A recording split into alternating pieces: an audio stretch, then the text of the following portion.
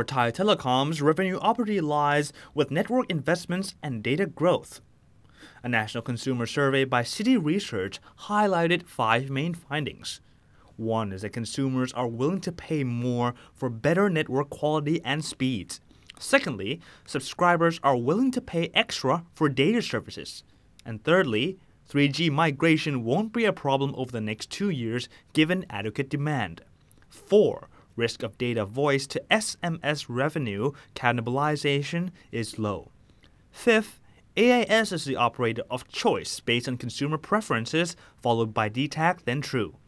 Better demand take-up and revenue stability due to 3G network upgrades have prompted to raise AISTP to 245 baht per share and DTAC to 101 baht per share, raising EPS estimates by 2 to 5%, reiterate buy for AIS and DTAC. 3G migration will be quick. The main bottleneck with 3G migration lies with handset adoption. 42% of subscribers are looking to purchase 3G handsets within the next 12 months.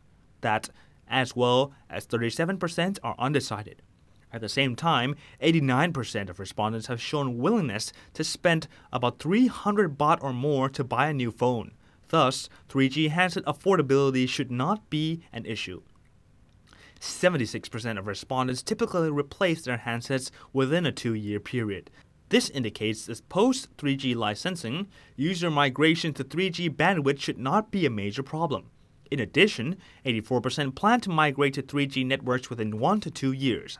The general assumption is 70 to 75% 3G migration will be 52% from previously. Consumers are willing to spend for the service. A majority of subscribers have indicated they are willing to pay more for better network quality and faster network speeds, raising the possibility of better industry revenue momentum upon full 3G network build-out. 68% of consumers indicated they are willing to raise spending levels to have internet access over the small screen as well. Previous assumptions of revenue dilution on 3G network migration due to price discounting appears to be less likely.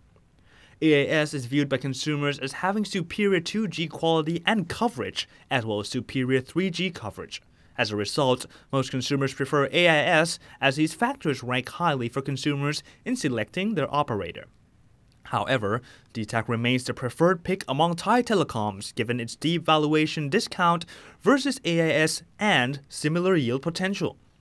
The think problems of network outage are behind this trend, while acceleration in network spending post-3G licensing should allow it to bridge network gaps with AIS. Cost saving on the 6% 3G license fee will be greater than AIS given its higher concession revenue share of 30% versus AIS's 24%. DTAC thus benefits more from faster 3G migration.